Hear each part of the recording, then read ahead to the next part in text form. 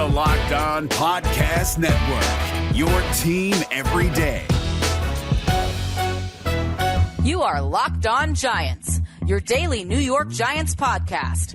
Part of the Locked On Podcast Network, your team every day.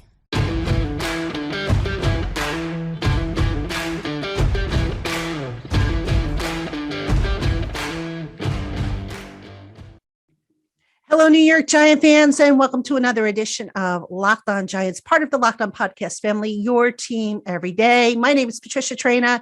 Happy to have you with us. It is a Twitter Tuesday today, so we're going to answer your questions here on today's show, questions that came in via email, questions that also came in on Twitter, and appreciate everybody who sent in questions to me. So we have a few that we'll go through.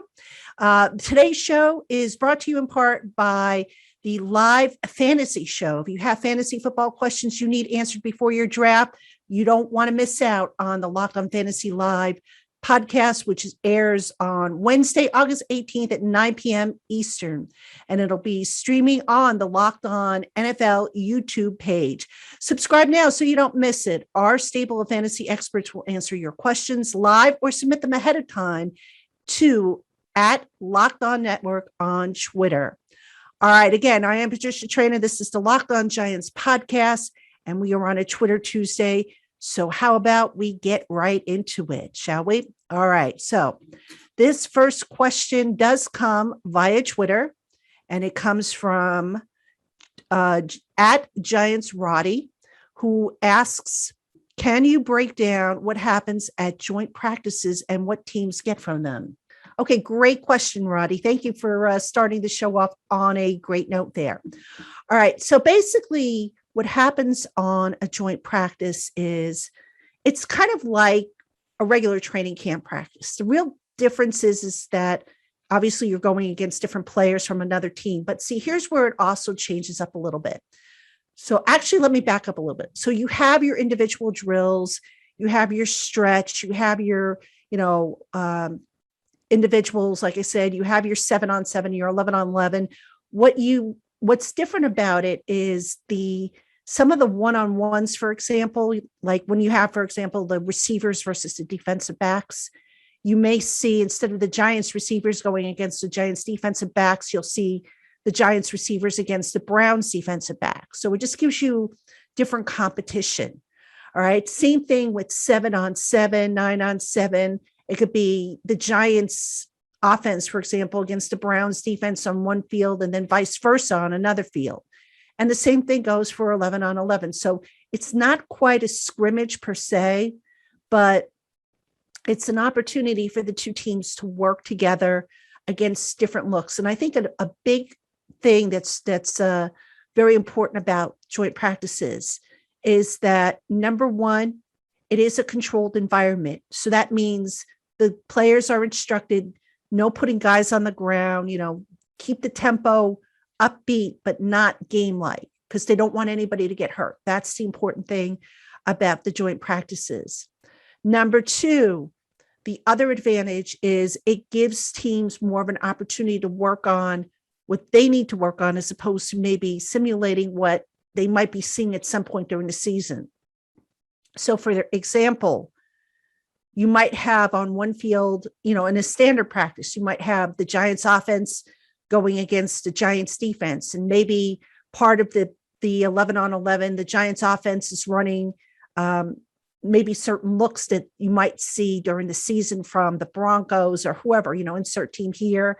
And on the flip side, the defense might be running, a scout team look here and there. You won't have that in a joint practice. It'll allow for the teams to really work on what they need to work on and not have to, I don't want to say waste snaps, but, kind of spend time doing other stuff that maybe if they want to hold off on until the regular season practices starts. So that would probably be the biggest difference between the two teams. It's just, it's basically different competition. So that's the long and short of it. So I hope I answered your question. Thank you for that question. All right. Next question came via email. So let me just get my phone here. And this comes from Alan N., who asks, in considering possible offensive line additions, why is Steve Wisniewski never mentioned? Oh, good question there. I would say probably, let's see, does he have an injury? I know he had a chest injury in last season, if I'm not mistaken. I think he was with the Steelers, and he started with the Steelers last season, and he suffered a chest injury against the Giants, if I'm not mistaken. And he was put on IR and then was activated later in the year. I think in November he was activated, but then he was waived and picked up by Kansas City. So I don't know if that had something to do with it, but again, maybe there's injury concerns, maybe there's health concerns there. I'm not sure. So I'd be guessing at this point, but I would probably say maybe the injury issue could also be a money issue. I mean, could be any number of things, but yeah, that's an interesting name that you haven't seen thrown around a lot. And I thank you for that question. Don't go away just yet, Giant fans. Plenty more coming up on today's Locked On Giants episode. But first, get all the latest news, odds, info, and sign-up bonuses for all your sporting needs by heading over to BetOnline on your laptop or mobile device. When you open an account and use our special promo code LOCKEDON, you will receive a 50% welcome bonus on your first deposit. Again, that's code LOCKEDON for your 50% welcome bonus. Terms and conditions apply. BetOnline, your online sportsbook experts. All right, some more email questions. Let's see what we have here. We have a question from Martin L. Speaking of the offensive line, and Martin wants to know, what do we do now with the offensive line? At this point, I'm not sure. I mean, rosters are going to be cut down today, Tuesday. They all have to be cut down from 90 men to 85. Some offensive linemen are shaking loose. I would guess that maybe the Giants are going to put in a waiver claim for some of these guys that are coming loose, if for no other reason, because they need guys ahead of their trip to Cleveland. So I think the Giants are going to put in waiver claims for some of these guys and see what they end up getting. I know Kyle Murphy, who the Giants just put on IR. The other Kyle Murphy down in New Orleans, I saw he was released. So I don't know, maybe the Giants put in a claim to get him, just to get guys in here, because, I'd be concerned with the interior backup depth, because that has taken a hit. Jonathan Harrison, is he going to be okay? Is he going to be ready to go? I don't know. But I really think we're probably going to have to wait until rosters get cut down from 80 to 53 before the offensive line is really, really addressed. So that would be my guess as to what we do now regarding the offensive line. All right, next question comes from Patrick M. And he wants to know, outside of the offensive line, what is your biggest concern? Ooh, I'll tell you what. My biggest concern, I would say tight end depth is probably a concern. I've mentioned before, Kyle Rudolph, as I record this, is still on PUP. Levine Toilolo is on IR. Cole Hicatini was injured in the game. Now, he wasn't placed on IR, but I don't know how severe his injury is. I think he had a hip injury. They're getting kind of thin there at tight end. So that would probably be my response as to what I'm most concerned about. And a close second would be edge rusher. Lorenzo Carter, working his way back from, I think he has a calf injury. Shane Zimenez is still trying to round himself into shape. Ellerson Smith, at this point, I don't know that they're going to get anything out of him this summer. My guess is he's going to land on IR when they start the regular season. He'll make the 53 and then they'll move him to IR, since the new rules are you can keep guys on IR for 3 weeks and then bring them back, and you can bring back an unlimited number of guys. So that's what I think happens with Ellerson Smith.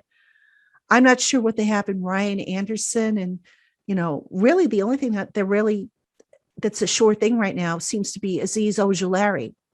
So I'd be a little concerned about the edge rushing position. I'd like to see them maybe beef that up a little bit more and get some of these guys back and have some of these guys start showing something, because right now we're just not seeing a whole lot from them. And that's concerning because they were really counting on some of these guys to add some firepower to the edge rushers. Christopher T wants to know, and we're going back to the offensive line here, why haven't the Giants signed Austin Reiter yet? All right, Christopher, it could be any number of things. Usually in this case, I would say maybe it's money.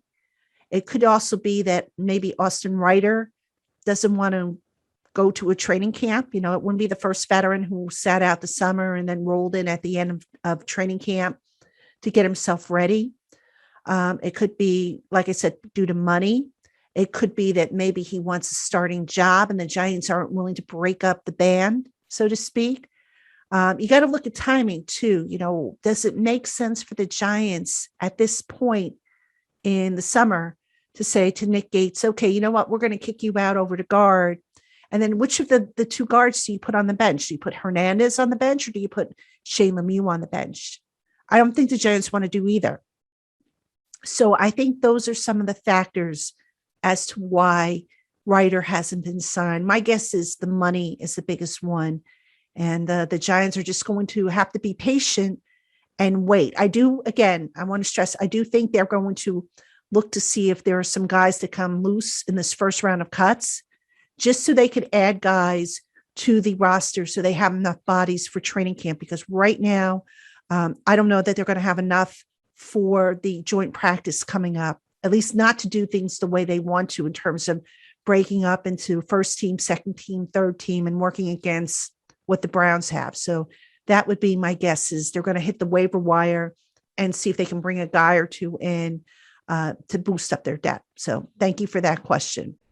Plenty more coming up on today's Locked On Giants podcast, Giant fans. But first, no matter what you need for your car or truck, Rock Auto is sure to have it in its extensive online catalog. RockAuto.com offers brand name parts for every make, model, and manufacturer at highly competitive prices and ships right to your door.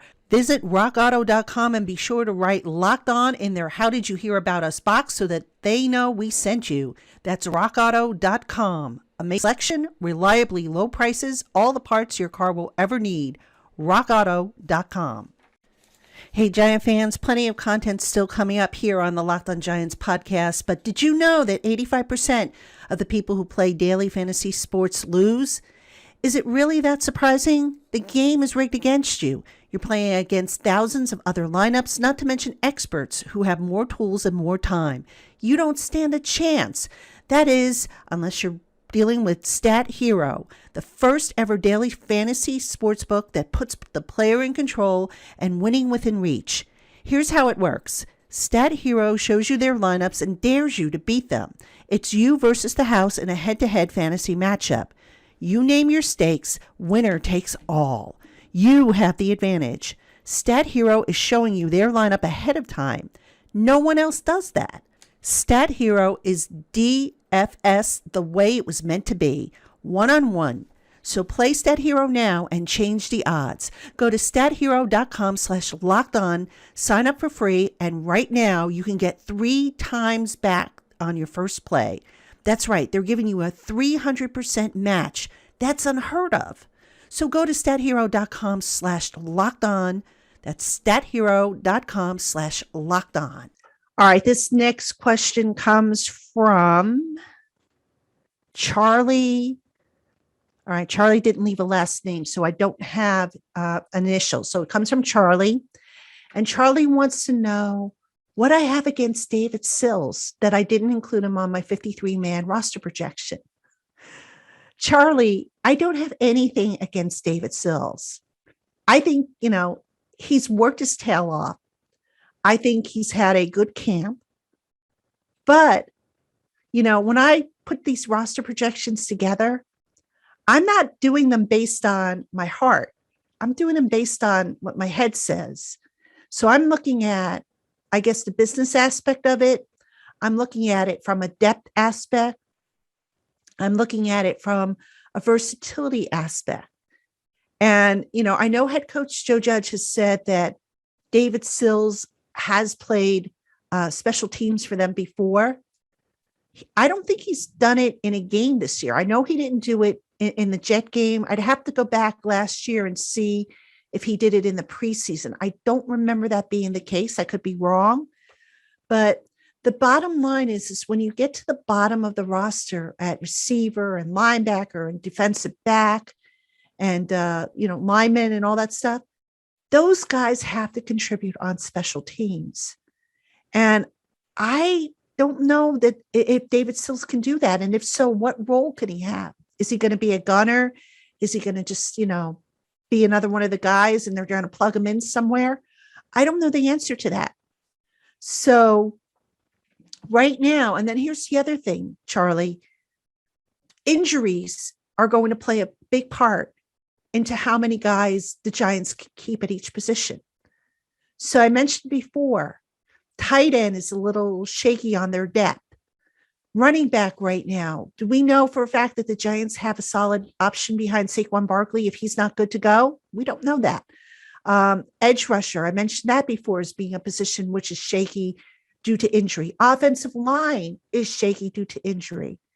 So sometimes when you're putting together an initial 53-man roster, and may I stress, initial is the key word here, because the first edition of the 53-man roster is not necessarily going to be the final edition. The Giants are going to churn the bottom of the roster and make changes to it like they did last year. But sometimes when you put the roster together, you have to keep an extra guy somewhere along the line due to injury or what have you. And that means sacrificing at another position. And I'm sorry, right now, given the way the roster is and the injury situation, I can't justify carrying 7 receivers. I cannot justify putting David Sills ahead of CJ Board, who can play special teams. Now, will that change when I do my final 53-man roster projection after the 3rd preseason game? Maybe. But right now, it's not going to change. That's my reasoning for it. And again, it has nothing to do with David Sills personally. I like the kid. I hope he makes it. And I hope if he doesn't make it here, he catches on with another team because the kid's got talent. So I hope that puts your mind at ease, Charlie. I have nothing against David Sills, honest. All right. One more question for today. We have a question from Eddie S.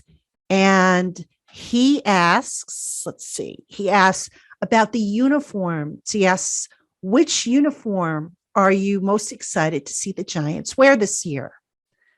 Eddie, you know what? I've never been a big uniform person. In other words, I don't really notice it.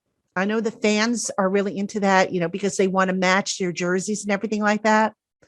With that said, I sort of have a soft spot for the old-timey uniforms, and not the red ones, by the way, but I'm talking about the 1980s uniforms, the Parcells era. Those uniforms I always liked, I always like Giants on the side of the helmet as opposed to NY because, Giants on the side of the helmet represented the New York, New Jersey, and Connecticut tri-state area, whereas the NY, I just felt that, it was representing New York and not really the rest of the tri-state area.